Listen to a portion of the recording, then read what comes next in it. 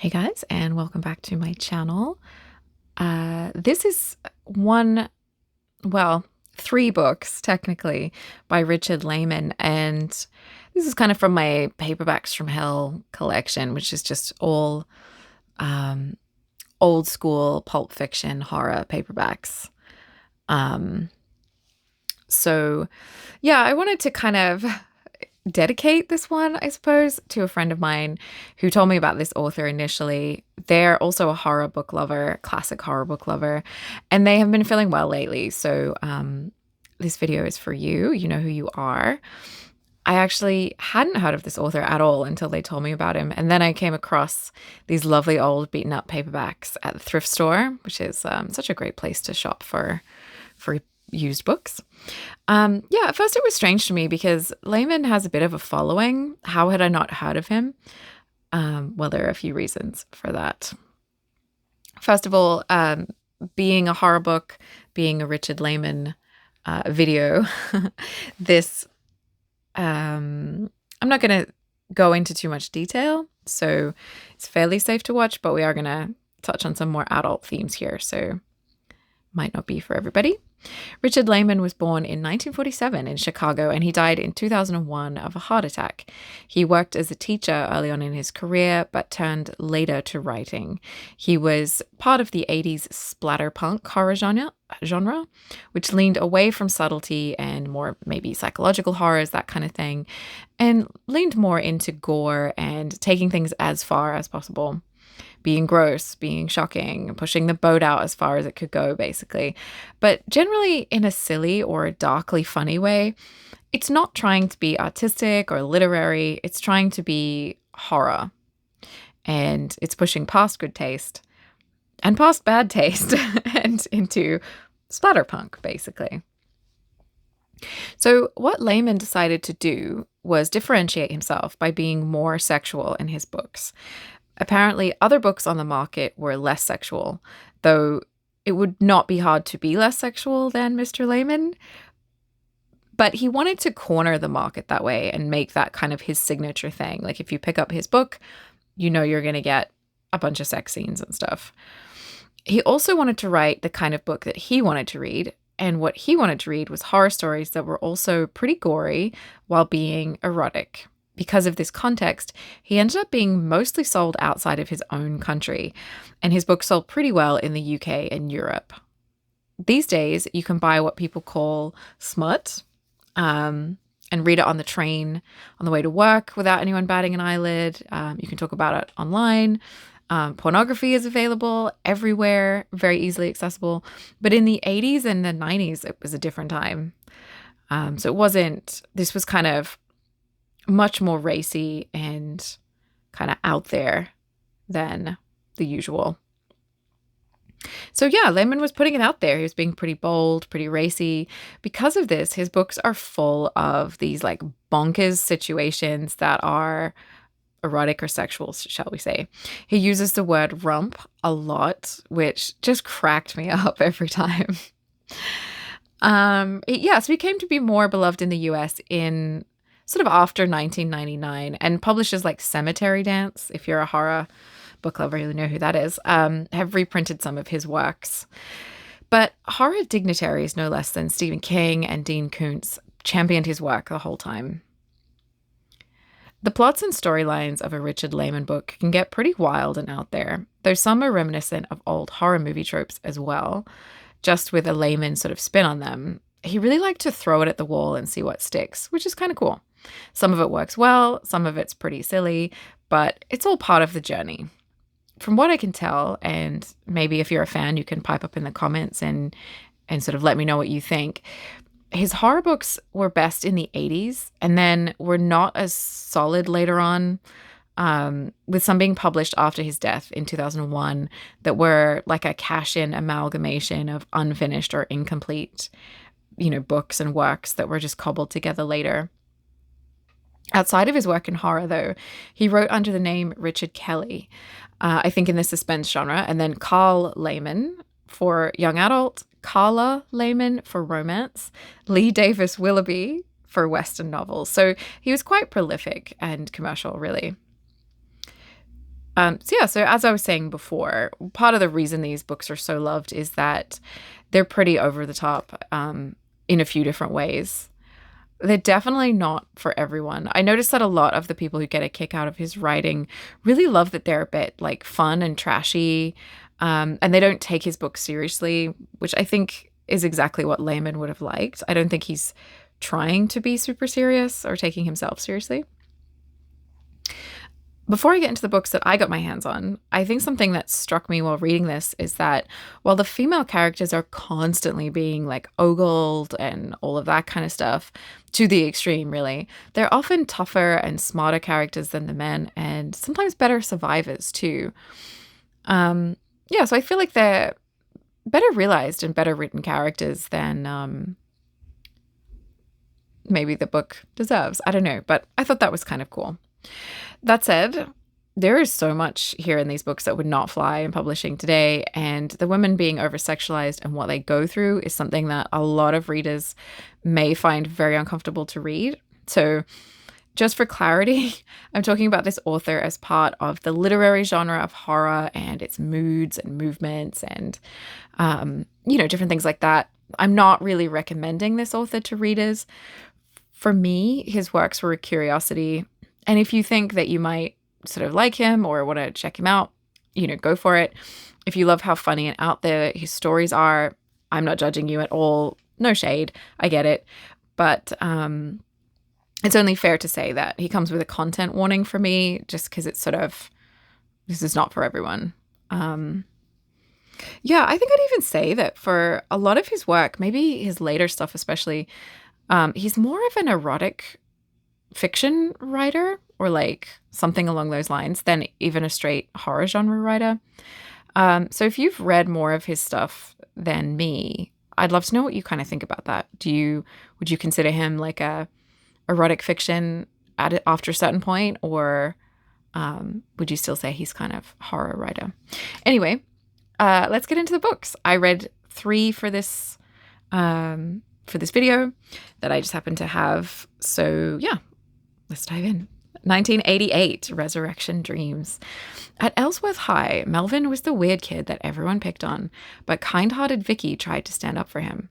That is, until he grave-robbed a cheerleader's body and tried to revivify it with a car battery at the school science fair. Years later, Vicky finds herself back in her hometown, a qualified doctor now, hoping to avoid Melvin since his recent release from an institution. But he has plans for her, plans he's been thinking about for a long time. Out of the 3, I liked this one the best. It felt like it drew on old mad scientist horror movies and sort of classic 80s tropes, 80s kind of gore. The book opens with a car accident where someone's face melts off like a marshmallow. A dead, decapitated girl is totally naked except for some socks. And a jock called Manny is a complete creeper, as only an 80s bully character could be. It's often funny and gleeful and not at all serious. It's gross and grotesque sometimes, obviously, and this keeps up throughout the novel.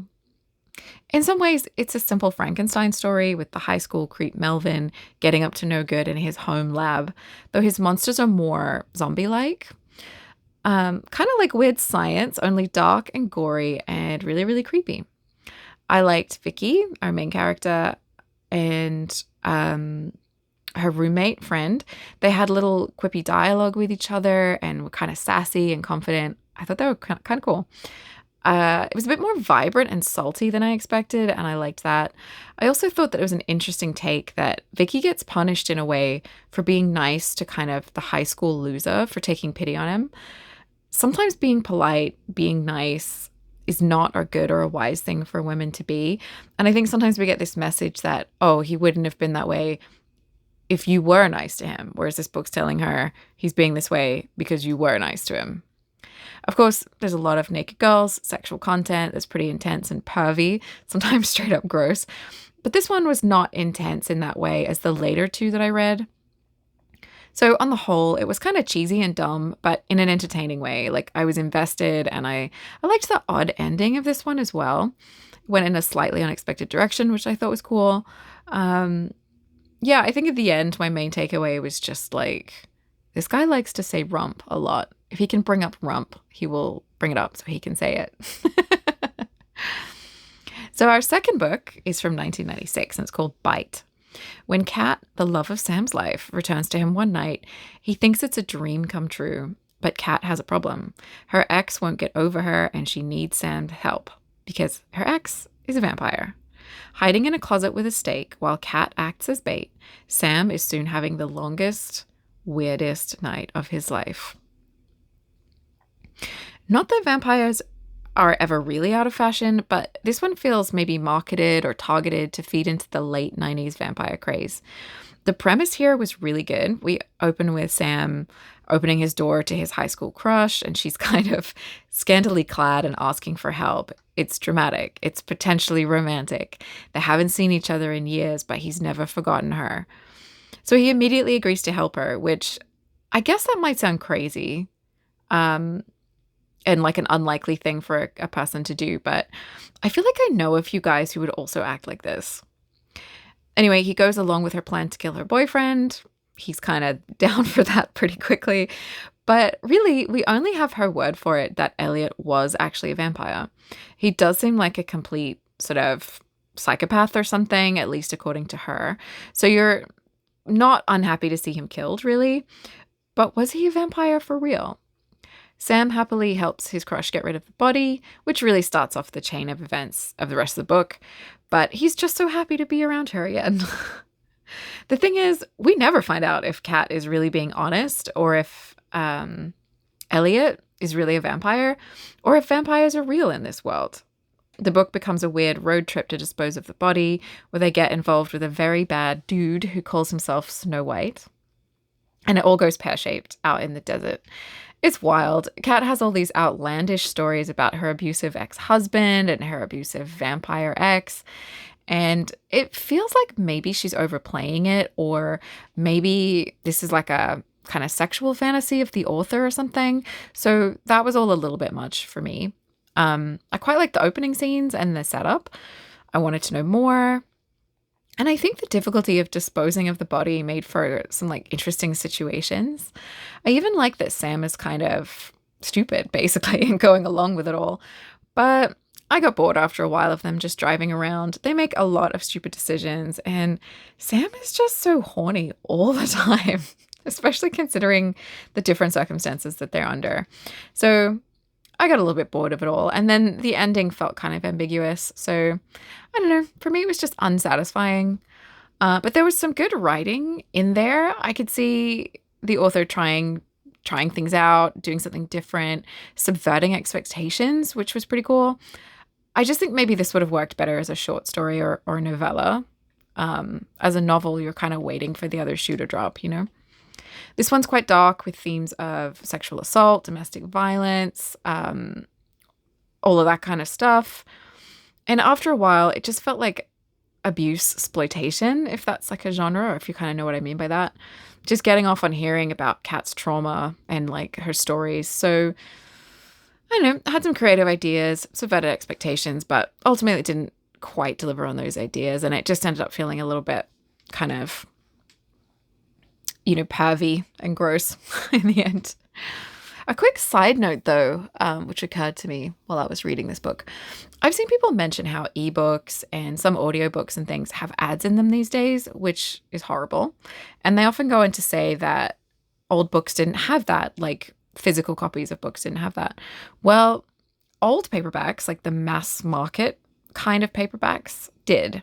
My battered paperback edition had an ad in the middle for a book club, first 3 months discounted, paperbacks delivered every month. And that was kind of nostalgic for me. I remember seeing these ads more usually in magazines than in books. But I don't know if you guys remember, they had like CD and like, I think they had DVD ones. And it was like, you're in this club and they'd send you things every month. And I don't know. I thought that was pretty cool back in the day. My favorite one was the Folio Society, which my dad used to get. Folio Society, it's just an online store now. You can just buy from them. But originally you had to be a member and you had to buy a certain amount of books every year. And Folio Society, like, I mean, they're always worth the money. But anyway, I I will do a video on Folio Society for you guys at some point. But yeah, I've seen cigarette ads in Agatha Christie, things like that. I have to say, one page in a paperback isn't so bad and can be kind of quaint. I wouldn't appreciate it in a more expensive paperback, like the not mass market size. I think it would be kind of cheap, but I think putting them in audiobooks is horrible. But anyway, that's a whole digression. So the third book is from 2003, and it's To Wake the Dead. When thieves try to steal the sarcophagus of Princess Amara from a private home, they accidentally awaken the mummy inside, and now the cursed body is hungry for human flesh. She's moved to a museum where she's soon causing bloody havoc for Susan, an archaeologist and single mother. Can she survive and stop the carnage? I feel like that was kind of the best I could write to explain this book. There's a few other plot lines and different things going on. But yeah, this was my least favorite. I found it long and dull, and it wasn't cohesive at all. And the sexual content was sort of next level as well. I don't even know. This was some erotic fiction with horror elements, and it's not for me. It's not my thing. The premise here is pretty simple. So I kind of wondered if this one was aimed at maybe, interest in mummies and Egyptology after the hugely popular Brendan Fraser movies came out, because that was kind of around that time, maybe designed to be a little cash in. Either way, Amara is a mummy, and though she's leathery and dried up, she's female, so Laymon can talk about her anatomy at length and in detail, and she's risen from the grave to cause horny, bloody mayhem. Susan the archaeologist is intelligent, independent, educated, hardworking, and also hot, of course, but she's not bad. She's okay as a character. She's dating a new man, Tag, a cop who seems pretty nice, though he's being stalked and sexually harassed by a creepy older lady. And the way that that's written and plays out is just really icky to read about. Yeah, I mean, if that seems like classic Laymon setup to you. There's also a plot thread with a sex dungeon for some reason and a few other things. It's bonkers. There's a lot going on, and it's more actiony and pulpy than the previous two I read, but it was mostly just kind of gross and not well written or not woven together properly.